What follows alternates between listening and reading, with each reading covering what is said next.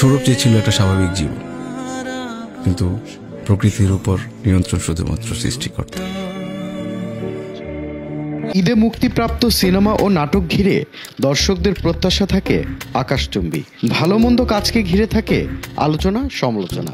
গত 15 এপ্রিল সন্ধ্যায় ইউটিউবে প্রকাশিত রূপান্তর শিরোনামে একটি নাটক নিয়ে বেশ সমালোচনার মুখে পড়েন ছোট পর্দার জনপ্রিয় অভিনেতা জোভান।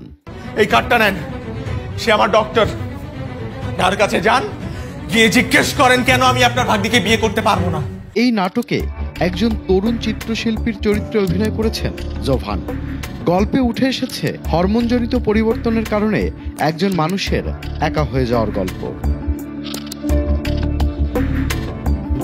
নির্মাতার সাথে রূপান্তর নিয়ে কথা বলতে চাইলে তিনি বলেন, ওয়ালটন আপাতত নাটকটি নামিয়ে নিয়েছে, তবে এ বিষয় নিয়ে পরে কথা বলার কথা নিশ্চিত করেন তিনি। রূপান্তর নিয়ে একটু আপনার সাথে আসলে কথা বলতে যাচ্ছিলাম, ব্যাপারটা একটু যদি খোলাসা করতেন। আমি বলবো নি ভাই, এটা নিয়ে এখন আসলে কোনো কথাই বলতে চাই না আপাতত। কিন্তু তাদের আসলে ওটা ওয়ালটন কনসেপ্ট ছিল, তো ওদের জন্য হয়তো বা নামায় প্রোডাকশন হাউস, বুঝছেন? আমি যতটুকু জানি এটা নিয়ে আমি কথা বলবো নি ভাই।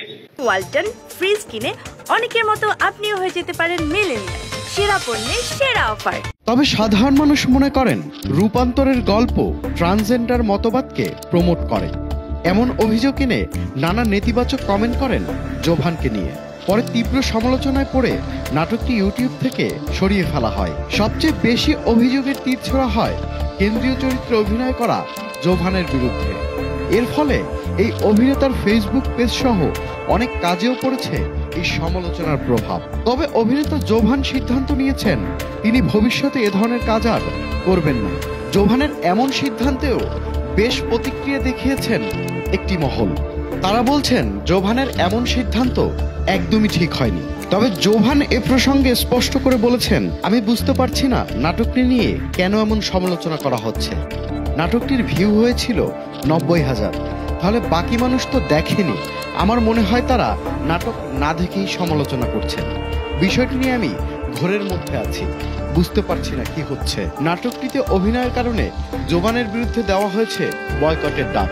এমন আচরণ উদ্দেশ্য প্রণোদিত বলে মনে করছেন এই অভিনেতা, কারণ সামগ্রিকভাবে কথা বলার চেয়ে ব্যক্তিগত আক্রমণটা এখন বেশি হচ্ছে। তবে নেটিজনের ভালো লাগাকে গুরুত্ব দিয়ে সমালোচনার মুখে জোভান সিদ্ধান্ত নিয়েছেন দর্শক পছন্দ করেন না এমন কোনো চরিত্রে তিনি অভিনয় করবেন না। বললেন, যেহেতু মানুষ পছন্দ করছে না সেহেতু এসব আর করা যাবে না, এরপর থেকে ভেবে করব। নেটিজন কিংবা নিজের অনুসারীদের উদ্দেশ্যে কোনো বার্তা আছে কিনা জানতে চাইলে জোভান বলেন, আমি ভেবেছি এটি নিয়ে একটি বিবৃতি দিব। Tanvir Limon, channel I.